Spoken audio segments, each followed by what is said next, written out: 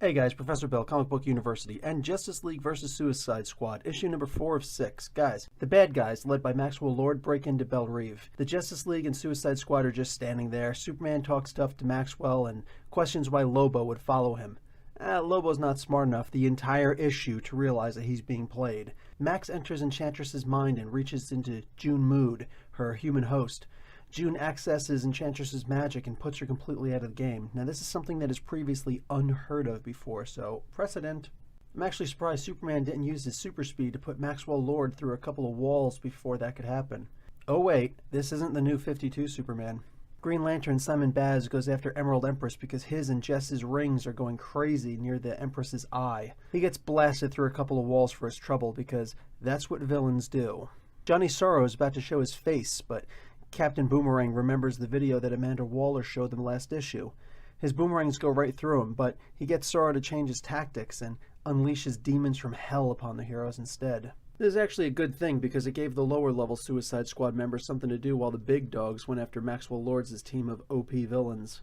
Rustum and Katana go at it. He doesn't recognize her, but he knows the Soul Taker's sword, which is kinda cool. Lobo is going after Waller directly, and only Batman and Deadshot are there to protect her. Superman is dealing with Emerald Empress, because I know you're going to ask, but he's not very effective against her either. Jess joins in and we see that the Emerald Eye of Ekron won't fire at her. We never get to learn why because Simon shows up again and hits the eye directly with an Emerald Mech truck, cracking it. Empress teleports away, clutching the eye and claiming that she'll be trapped there if her eye breaks, and she still has to find Saturn Girl. We're told that we'll find out more about this in the issues of Supergirl comics. Yay, this comic actually has tie-ins with something. The best part of the comic is that Harley Wonder Woman team up. Johnny Sorrow faces them and Harley looks into his madness, his face being pulled off, so to speak. But it's completely unaffecting her. Madness as a superpower finally pays off for Harley. Wonder Woman, the Greek goddess on the team, is reminded of Medusa and holds her bracelets up so Johnny can see his own reflection. He's lost in the madness and disappears, taking his monsters with him. When asked why Sorrow's power didn't affect Harley, she says, "Stare into one abyss and you've stared at them all." It's a great moment. Cyborg has a science-y moment, resisting Dr. Polaris's magnetic powers and channeling electricity through his own metal body, causing his own electromagnetic field to protect him from Polaris. He beats him pretty easily. Batman beats Lobo, who heals from everything, by injecting one of Waller's brain bombs into his head, detonating the bomb and leaving the headless husk of Lobo lying on the ground. Ah, the power of plot. He'll be fine though. Lobo's being advertised in the new Justice League of America lineup under Batman's leadership, so another tie-in. Max controls Killer Frost and manages to get the Eclipso Diamond. I told you.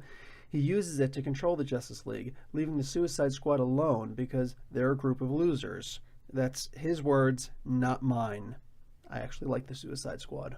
So we're left with the Suicide Squad having to fight the Justice League again, but a more ruthless version because they're under the control of Maxwell Lord. However, Batman was elsewhere, so he's not a part of that controlled group.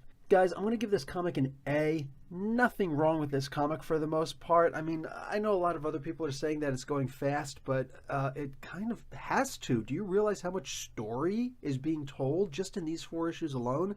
Plus, I'm pretty sure Eclipso is going to show up himself. He's probably the one who's going to... You know what? It probably wouldn't be such a bad idea if Waller actually told the Suicide Squad to go and find Eclipso so that he could get control over his own Heart of Darkness stone again. But, more predictions. So anyway, guys, Professor Bill, Comic Book University, class dismissed.